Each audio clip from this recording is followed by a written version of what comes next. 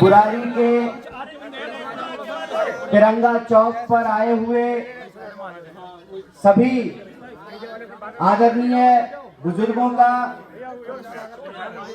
आदरणीय हमारी माताओं बहनों का, नौजवान साथियों का, प्यारे बच्चों का और विभिन्न मीडिया चैनल से आए हुए पत्रकार साथियों का और मेरी आवाज जहां तक पहुंच रही है अपने घरों में बैठ करके भी सुन रहे बुराड़ी के आप तमाम नागरिकों का, जो मेहनत करते हैं, मजदूरी करते हैं, नौकरी करते हैं, दुकान चलाते हैं, छोटा मोटा बिजनेस करते हैं, अपने मेहनत से, खून पसीने की कमाई से अपने परिवार का भरण पोषण करने वाले आप तमाम देशवासियों का बहुत बहुत हार्दिक अभिनंदन करता हूं, आपको आभार व्यक्त करता हूं। साथियों, मैं बिना किसी औपचारिकता के, क्योंकि मंच पे आम आदमी पार्टी के तमाम आदरणीय नेता, भारतीय राष्ट्रीय कांग्रेस के तमाम आदरणीय नेता मौजूद हैं, मैं अगर एक एक करके सब लोगों का नाम लेना शुरू करूं तो हो सकता है कि सामने बैठे लोग बोर हो जाएं, है ना? तो मैं इकट्ठे जो है, क्या राहुल भाई, इकट्ठे पूरे मंच को प्रणाम कर लेता हूं, सबको एक साथ प्रणाम कर लेता हूं और सीधे आपसे दो चार दिल की बात करना चाहता हूं। सबसे पहली बात तो ये, आप ये मत सोचिएगा कि चुनाव का वक्त है और मैं आम आदमी party, Congress party, India alliance का कैंडिडेट होने के नाते आपसे बस ऐसे ही चुनावी बात करने के लिए आया हूं, आप ऐसा मत सोचिएगा। ये बात मैं आपको इसलिए कह रहा हूं कि आप में से बहुत सारे लोग ये महसूस कर रहे होंगे कि देश के अंदर जो आज स्थिति पैदा हुई है वो चिंताजनक है। आज जब मैं आ रहा था, रास्ते में हमारा दो पुराना दोस्त मिला। 2014 में दोनों भाजपा को वोट दिया था, 2019 में दोनों भाजपा को वोट दिया था और 2024 में एक बोल रहा था कि इस बार भाजपा को वोट नहीं देंगे। हमने कहा कि क्यों वोट नहीं दोगे? बोला इसलिए वोट नहीं देंगे कि जो भी बात 10 साल पहले कही गई थी उसमें से एक भी बात पूरी नहीं की गई है।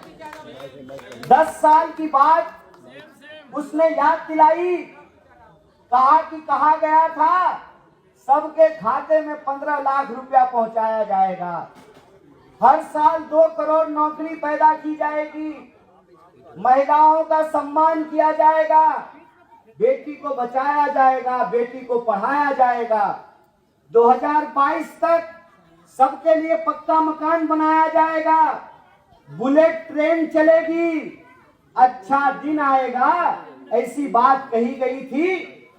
हकीकत यह है कि देश में आज इतिहास का सबसे ज्यादा बेरोजगारी है। इतनी बेरोजगारी देश में पहले कभी नहीं थी, महंगाई इतनी ज्यादा पहले कभी नहीं थी और 2022 तक पक्का मकान तो बनाना छोड़ दीजिए, इसी बुराड़ी में अपने खून पसीने की कमाई से जिन्होंने पक्का मकान बनाया उसको बुलडोजर से डीडीए गिरा रही है, उसको तोड़ रही है। और बुलेट ट्रेन से बात चली थी, कहते हैं ना, दुष्यंत कुमार ने एक शेर लिखा है, कहां तो तय था चिरागा हर एक घर के लिए, कहां चिराग मयस्सर नहीं शहर के लिए। हर घर में रोशनी की बात की गई, अब तो अंधेरे को भी रोशनी नहीं मिल रहा है। बात बुलेट ट्रेन से शुरू हुई थी और भैंस पर आ गई है।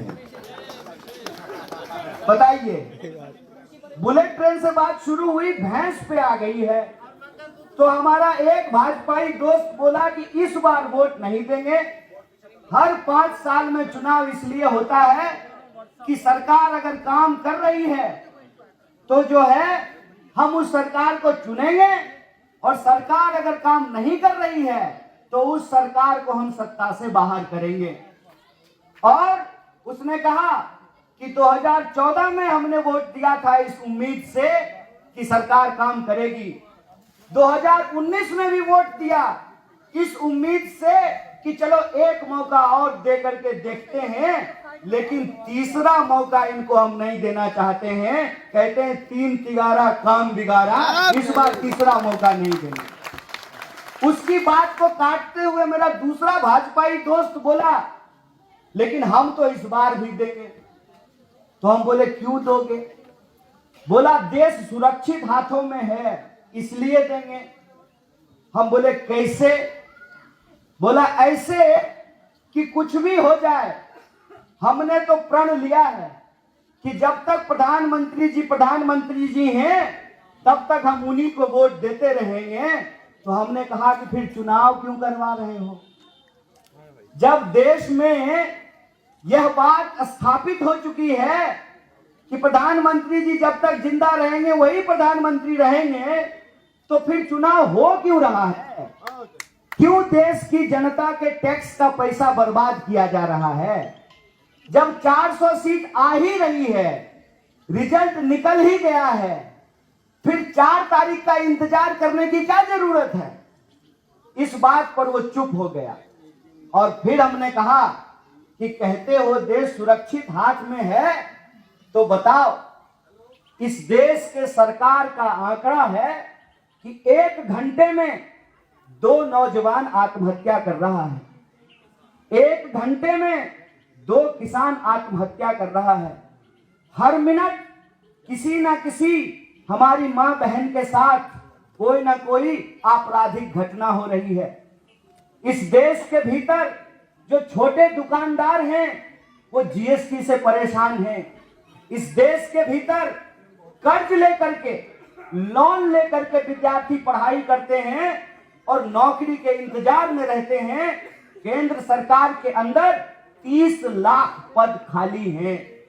विद्यार्थियों की हालत यह है कि कर्ज लेकर के इंजीनियर बने, कर्ज लेकर के एमबीए किया, कॉलेज से निकल करके इस उम्मीद से बाहर आए कि नौकरी मिलेगी, कर्जदार बन गए, नौकरी नहीं मिली है।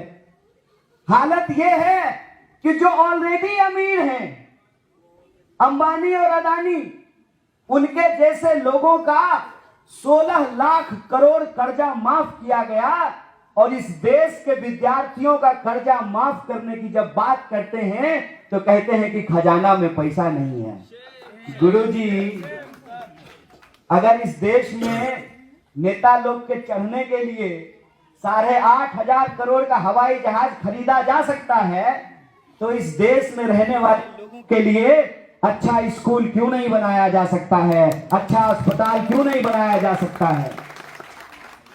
हमारी लड़ाई, हमारा संघर्ष किसी पार्टी से नहीं, एक सोच से है। हमारी सोच ये है कि इस देश में पैदा होने वाले तमाम लोग, चाहे वो कहीं भी पैदा हुए हों, चाहे उत्तर में पैदा हुए हों या दक्षिण में, पूरब में पैदा हुए हों या पश्चिम में, बिहार में पैदा हुए हों या दिल्ली में, उत्तराखंड में पैदा हुए हों या हरियाणा में, हम सब भारतवासी हैं। अगर हम सब भारतवासी हैं तो इस देश के संविधान ने हमको कुछ बराबरी का अधिकार दिया है। इस देश में हमारे संविधान ने यह तय किया है कि जिसके पास कोठी है उसका वोट भी एक होगा, और जिसके पास झोपड़ी है, 25 गज का मकान है, उसका भी वोट एक होगा। ये इस देश के संविधान ने तय किया है। इस देश के संविधान ने तय किया है कि कांस्टेबल का वोट भी एक होगा और डीजीपी साहब का भी वोट एक होगा। ये इस देश के संविधान ने तय किया है। हम देख रहे हैं कि धीरे धीरे एक नई व्यवस्था बनाने की कोशिश की जा रही है, और आप लोगों ने वो वीडियो शायद देखा हो गुजरात में बीजेपी एमपी का लड़का, लोग कहते हैं ईवीएम की बात, पूरा का पूरा बूथ कैप्चर कर लिया और ईवीएम अपने हाथ में लेकर के बोल रहा था कि ईवीएम हमारे बाप का है। इतना अहंकार सत्ता को कैसे हो गई? इतना अहंकार सत्ता को इसलिए हो गया कि आप और हमने सवाल पूछना बंद कर दिया। लेकिन मैं आपको एक बात कहना चाहता हूं, हमने आपका नमक खाया है, हमने आपके टैक्स के पैसे से पढ़ाई की है। मेरी मां आंगनबाड़ी में काम करती थी, हमारे परिवार की इतनी हैसियत नहीं थी कि मैं पीएचडी कर पाता, अपने नाम के साथ डॉक्टर लगा पाता। ये आपके टैक्स के पैसे से संभव हो पाया। और जब देखिए, हमारे ऊपर लक्ष्मी जी का कृपा भले नहीं हो, लेकिन सरस्वती जी का कृपा है। और जब हमने पढ़ाई कर ली तो हमारे मन में सवाल पैदा होता है, और जब सवाल पैदा होता है तो हम सरकार से वो सवाल पूछते हैं। सरकार से हम सिंपल एक बात पूछते हैं, साहेब प्रधानमंत्री बन रहे हैं 5 साल के लिए, एमपी बन रहे हैं 5 साल के लिए। मनोज तिवारी जी 2 बार एमपी बने, 5-5 साल के लिए, 10 साल के लिए। और हमारे परिवार के बच्चों को नौकरी मिलेगा सेना में 4 साल के लिए। बोलिए बेईमानी है कि नहीं है? मेरा एक सिंपल सवाल है कि एमपी को पेंशन मिलेगा? अगर एमपी को पेंशन मिलेगा सरकारी एमपी होने के चलते, तो वो वर्दी पहन करके जो ड्यूटी कर रहा है दिल्ली पुलिस का नौजवान, दिल्ली पुलिस का कांस्टेबल, उसको पेंशन क्यों नहीं मिलेगा? मास्टर साहब को पेंशन क्यों नहीं मिलेगा? सरकारी नौकरी करने वाले लोगों को पेंशन क्यों नहीं मिलेगा? 2004 के बाद पेंशन समाप्त कर दिया गया और एक एक करके हमारे अधिकार हमसे छीने जा रहे हैं। मैं एक सिंपल सवाल पूछता हूं कि अगर आप कार खरीदते हैं, कार खरीदते वक्त आपसे रोड टैक्स लिया जाता है। जब कार खरीदते वक्त रोड टैक्स हमसे ले लेते हैं, तो जब कार लेकर के हम रोड पर जाते हैं तो दोबारा टोल टैक्स हमसे क्यों लेते हैं? सरकार इस सवाल का जवाब दे। सरकार हर चीज में हमसे टैक्स ले रही है। इस इलाके में रहने वाले लोग हर चीज पे टैक्स दे रहे हैं, लेकिन जब अपने खून पसीने की कमाई से हम अपना घर बनाते हैं और बिजली का कनेक्शन मांगने के लिए जाते हैं, तो डिपार्टमेंट कहता है कि डीडीए से एनओसी लेकर के आइए। भाई साहब, घर हमारा, मेहनत हमारी, पैसा हमारा, ये डीडीए का एनओसी कहां से आ गया भाई? और ये एनओसी के चक्कर में बना बनाया घर, उनको बिजली नहीं मिल रही है। मेरा सिंपल सवाल है कि किसी भी इलाके में अगर हम बुराड़ी की बात करें, उत्तर पूर्वी दिल्ली की बात करें, तो हम 3 तरह का प्रतिनिधि चुनते हैं। पहला प्रतिनिधि, हम पार्षद का चुनाव करते हैं। राहुल भाई कहां गए? पार्षद चुनते हैं। दूसरा, हम विधायक का चुनाव करते हैं। असीत भाई, संजीव भाई को जो है ना, ये भाषण रिकॉर्ड करके भेजिएगा विधायक जी को। और तीसरा, हम एमपी का चुनाव करते हैं। तीनों के कार्य क्षेत्र बटे हुए हैं। पार्षद का काम पार्षद लेवल पे काम कराना होता है, विधायक का काम विधायक लेवल पे काम कराना होता है। उसी तरह से सांसद का भी कुछ काम होता होगा ना, गाना गाने के अलावे कुछ तो काम होता होगा ना। मेरा प्रश्न है कि 10 साल से वो सांसद हैं, संसद में उन्होंने कितनी बार उत्तर पूर्वी दिल्ली की जनता के लिए सवाल पूछा है? कितनी बार? मैं घूम रहा हूं, पूरा इलाका घूम रहा हूं, और जो है मैं मैग्नीफाइंग ग्लास लेकर के भी ढूंढूं, तब भी उनके नाम का कोई शिलान्यास का पत्थर नहीं दिखाई देता है। मेरा प्रश्न है कि हम सांसद क्यों चुनते हैं? हम सांसद चुनते हैं कि सांसद केंद्र सरकार से सवाल पूछ करके, लड़ करके, केंद्र के बजट से बजट का एक हिस्सा अपने क्षेत्र के लोगों के विकास के ऊपर खर्च करे। विकास की बात आई तो मुझे वो बगल वाला गांव याद आ गया जो गोद लिए थे, गाजीपुर ना है। एक उधर भी लिए हैं करावल नगर के पास सभापुर वार्ड में चौहान पट्टी, दोनों गोद लिया हुआ विकास जो है वो घुटना पर भी नहीं चल पा रहा है। ये हकीकत है। और जब चुनाव आया है तो हम लोगों को ये विचार करना पड़ेगा कि क्या हम अपने साथ ये होने देंगे। कुछ लोग ऐसे हैं जिनको लगता, मैंने आपको बताया कि मेरा 2 भाजपाई दोस्त हैं, एक बोला कि कुछ भी हो जाए हम तो वोट उन्हीं को देंगे, लेकिन जो दूसरा था वो बोला कि हम वोट नहीं देंगे। इसलिए वोट नहीं देंगे कि इस क्षेत्र के लोगों को अपमानित किया जा रहा है। अपमानित कैसे किया जा रहा है? जब डीडीए बुलडोजर लेकर के लोगों का घर तोड़ रहा होता है, कभी भी सांसद खड़ा होकर के उसका घर बचाने के लिए नहीं आते हैं। जब एनओसी लेने के लिए इस इलाके के लोग डीडीए का चक्कर लगा रहे होते हैं, कभी सांसद महोदय नहीं आते हैं। पुलिस वाले पीछे खड़ा है। बुरा मत मानिएगा, सच बात यह है कि यहां पर अवैध शराब का धंधा तो हो रहा है साहब। इसीलिए मैं पुलिस के खिलाफ कुछ नहीं बोलता हूं, मैं सीधा गृह मंत्री के आंख में आंख डाल करके सवाल करता हूं और पूछता हूं उनसे कि आपके अंदर पुलिस है, आप बताइए 2004 के बाद से पेंशन क्यों बंद किया गया है? और जब कांग्रेस पार्टी कह रही है कि हम ओल्ड पेंशन स्कीम लाएंगे तो कहते हैं पैसा कहां से आएगा? अरे वहीं से आएगा जहां से आपके लिए हवाई जहाज खरीद करके आया है, वहीं से आएगा जहां से आपके दोस्तों का कर्जा माफ किया गया है।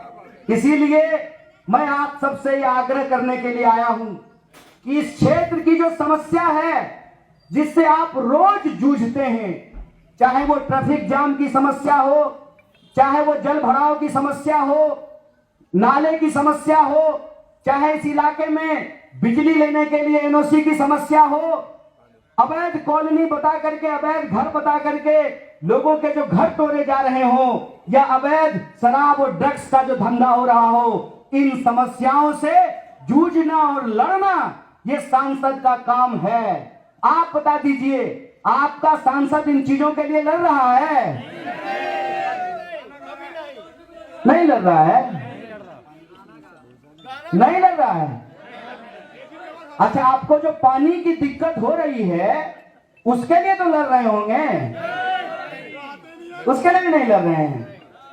अच्छा, तो एक बात जान लीजिए, जो आदमी सो रहा हो उसको आप जगा सकते हैं, और जो सोने का नाटक कर रहा हो उसको जगा सकते हैं क्या? उस आदमी की हालत यह है कि जब यहां चुनाव लड़ने के लिए आए थे तो गरीब सांसद प्रत्याशी थे, अब वो दिल्ली के सबसे अमीर सांसद प्रत्याशी बन गए हैं। आपके खाते में 15 लाख आया? नहीं आया ना। सांसद महोदय के खाते में 28 करोड़ रुपया पहुंच गया है। मालूम है कि नहीं है? ये सवाल आज उत्तर पूर्व दिल्ली की जनता को सोचना पड़ेगा कि हम जो प्रतिनिधि का चुनाव करते हैं वो 5 साल के लिए इसलिए चुनाव करते हैं कि 5 साल में अगर उसने काम नहीं किया है तो जिस इज्जत से लोग आज हमको माला पहनाए हैं ना, जिस इज्जत से हमको आज टोपी पहनाए हैं ना, जिस इज्जत से आप वोट दे करके लोगों को कुर्सी पे बिठाते हैं ना, आपके हाथ में वो शक्ति है कि उसी बेइज्जती से कान पकड़ करके उनको कुर्सी से आप नीचे कर सकते हैं। तो मैं आपके बीच सिर्फ और सिर्फ ये कहने के लिए आया हूं, वोट मांगने के लिए नहीं आया हूं। ये बात जान लीजिए, मैं वोट मांगने नहीं आया हूं। मैं सिर्फ आपको ये कहने आया हूं कि अगर आप महसूस करते हैं कि उत्तर पूर्वी दिल्ली में बदलाव की जरूरत है, अगर आप महसूस करते हैं कि इस इलाके में रहने वाले लोगों के साथ अन्याय हो रहा है, अगर आप महसूस करते हैं कि आपके आत्मसम्मान के ऊपर चोट किया गया है, अगर आप महसूस करते हैं कि आप लोकतंत्र में नागरिक हैं, कोई राजा नहीं है और आप प्रजा नहीं हैं। लोकतंत्र में राजा रानी के पेट से पैदा नहीं होता है, जनता के वोट से पैदा होता है और आप चुनते हैं। अगर आप ऐसा महसूस कर रहे हैं तो मैं आपसे सिर्फ इतना कहने के लिए आया हूं, तमाम कोशिशों के बावजूद आज हम आपके सामने उस 10 साल के अन्याय के खिलाफ एक न्याय के विकल्प के रूप में खड़े हैं और खुले मन से यह बोल रहे हैं, मैं इनसे नहीं डरता हूं, क्योंकि हमारा जन्म गंगा नदी के किनारे हुआ है और मैं अपनी कर्म भूमि यमुना नदी को बना रहा हूं। और हमने बचपन में यह बात पढ़ा था कि यह कदम का पेड़ अगर मां होता यमुना तीरे, मैं भी उस पर बैठ कन्हैया बनता धीरे धीरे। यह इस देश की संस्कृति है, उस संस्कृति के पक्ष में हम खड़ा हैं और उस संस्कृति में हमको यह सिखाया गया है कि अन्याय को सहना भी अन्यायी का साथ देना होता है। अगर आप इस अन्याय को रोकना चाहते हैं तो आपका बेटा बन करके, आपके घर का एक सदस्य बन करके, आपका भाई बन करके हर कदम पर आपके कंधे से कंधे मिला करके इस अन्याय के खिलाफ संघर्ष करेंगे। और आपको खुले मन से कह रहे हैं कि हमने इनकी तिजोरियों की औकात देखी है, हमने इनके जेल की हैसियत देखी है। आज ये हमारे ऊपर कीचड़ उछाल रहे हैं तो मैं इनको सिर्फ एक बात कहना चाहता हूं, मनोज तिवारी जी, आप सांसद हैं, हम सांसद बनेंगे, इसका फर्क समझिए। आपको लोगों ने जनता वोट दे दिया, हमको हो सकता है वोट दें, इसमें एक फर्क होता है। आप 10 साल से सरकार चला रहे हैं और 10 साल से वही टेप रिकॉर्डर बजा रहे हैं, ये हमारे ऊपर आरोप लगाते हैं। मैं कहता हूं कि अगर हमने गलती की होती और 1 पैसे का सबूत भी अगर इनके पास होता तो ये हमको जेल में रखते ना। क्यों हमको ये जेल में नहीं रख पा रहे हैं? इनकी औकात नहीं है हमको जेल में रखने की। क्यों? क्योंकि हमने गलत नहीं किया है। हम उस मिट्टी पे पैदा हुए हैं जहां राष्ट्र कवि पैदा होते हैं। हम उस घर में पैदा हुए जहां लोग कंधे पे बंदूक लेकर के इस देश की रक्षा करते हैं। नकली वीडियो बना करके आप अपनी असलियत नहीं छुपा सकते हैं। आप ये जवाब दीजिए कि 10 साल से आपकी सरकार है, 10 साल से आप सांसद हैं, इस क्षेत्र के लोगों के लिए आपने क्या किया है?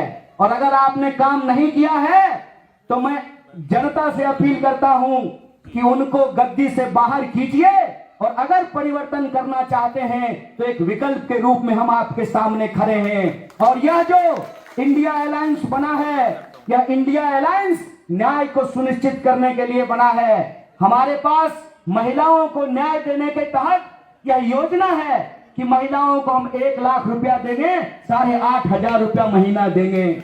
जो पेंशन है, वृद्धा पेंशन, उसको बढ़ाएंगे, विद्यार्थियों का लोन माफ करेंगे, 30 लाख पदों को भरेंगे, हर नौजवान को 1 लाख तक की नौकरी सुनिश्चित करेंगे।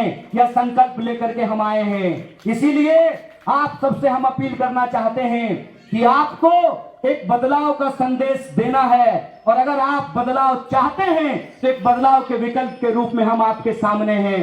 बोलिए, आप इसके लिए तैयार हैं? दोनों हाथ उठा के बताइए। अगर आप तैयार हैं तो एक मात्र अपील है आपसे, इस बार आम आदमी पार्टी और कांग्रेस पार्टी का गठबंधन हुआ है। दिल्ली की 7 सीटों पर 4 सीट पर झाड़ू का निशान होगा और 3 सीटों पर पंजे का निशान होगा, हाथ का निशान होगा।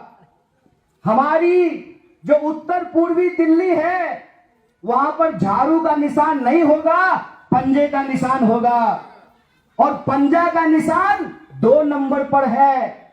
यह बात आपको घर घर जाकर के बतानी है। यह बात आपको घर घर इसलिए जाकर बतानी है कि मैं एमपी का प्रत्याशी नहीं हूं, आप अगर इस एमपी को बदलना चाहते हैं तो आपको एमपी का प्रत्याशी बनना पड़ेगा। बोलिए, आप एमपी का प्रत्याशी बनेंगे? आप सब एमपी बनेंगे?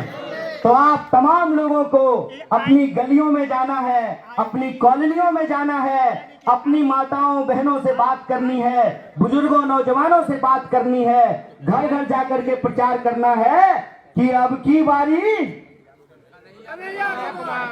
बारी गए तिवारी, अब की बारी। और बटन दबेगी, बटन दबेगी, जात पे न पात पे, जात पे न पात पे, और न्याय की बात पे। इसी उम्मीद के साथ कि आपका समर्थन और प्यार मिलेगा। और आखिरी बात, कुछ नौजवान सेल्फी खिंचा रहे थे। ए भाई, 5 साल के लिए यहीं रख लो, 5-5 बार सेल्फी खिंचाया जाएगा।